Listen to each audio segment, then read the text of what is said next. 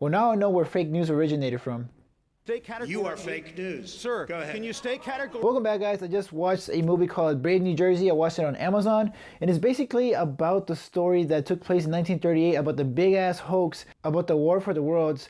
That was like the biggest fake news story back in that day. Now the crazier thing is that back then, obviously we don't have social media, we don't have smartphones or any way to communicate. All they had was like a little radio that would communicate everything out to them.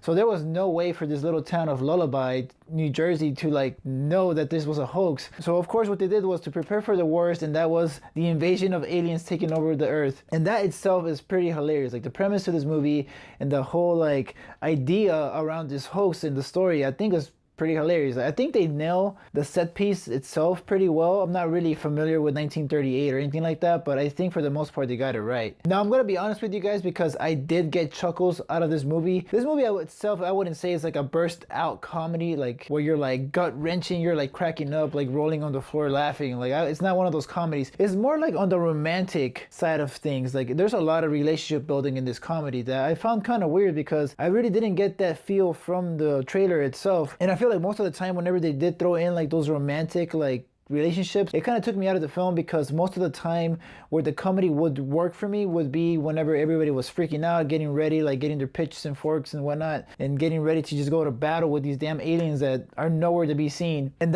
those are the best moments in the movie itself. A lot of the comedy itself, I feel like it was like awkward dialogue, or like long awkward like silences, or just like a character like bursting out into like some crazy fit. I think those were like the best moments. But then again, I'm into that type of comedy. I can see where a lot of people are not gonna like this type of comedy, because there is a lot of cliches as far as comedies go. A lot of movies do these kind of jokes and stuff like that, so it's nothing new, especially if you're trying to go into a comedy like this one thinking that it's gonna be freaking hilarious. You're probably gonna think of other movies. You're gonna feel like these jokes have been reused over and over again, and it's fine with me. You know, I still got a good chuckle out of some of the jokes from here and there. The main issue that I had with this movie was that it relied a lot on like relationships, and that's totally fine. But for me, since it's a comedy, it really slows down the film itself. Like the movie starts off slow, like the very first 15 to 20 minutes, until we get like the radio broadcast that tells them like, hey, you know, freaking aliens are attacking or whatever. Then things pick up. But then again, after we're introduced to like the mayor, like the priest, or like the sheriff and stuff like that, they all have like different relationships. There's like a relationship with infidelity and all that stuff, but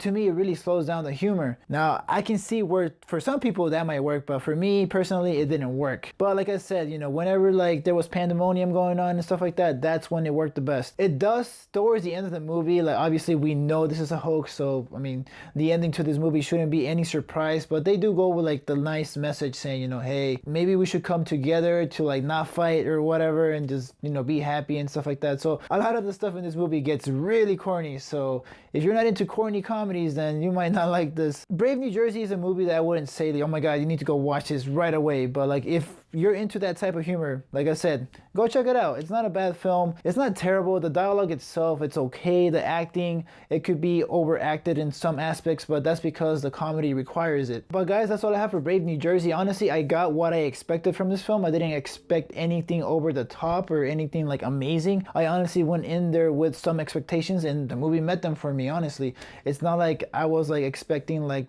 the funniest movie of the year. So with that said, I'm gonna give Brave New Jersey a 2.7 out of 5. So with that in mind, if you guys watched this movie, what you guys think about it? Did you like it? Did you hate it? And also, what is the biggest fake news or like biggest hoax that you've ever heard of? Leave those down in the comments. I'll pin the best one. And this is your time, because I'm pretty sure a lot of you guys are gonna have some Trump jokes in there. Also, I haven't had time to thank a lot of the subscribers on my channel, because I realized I passed 300 subscribers, so that's pretty awesome on my part. It took me a while to get there, but I just want to say thank you to everybody that has subscribed. If you're new and you're watching this video, please subscribe and hit the little bell button.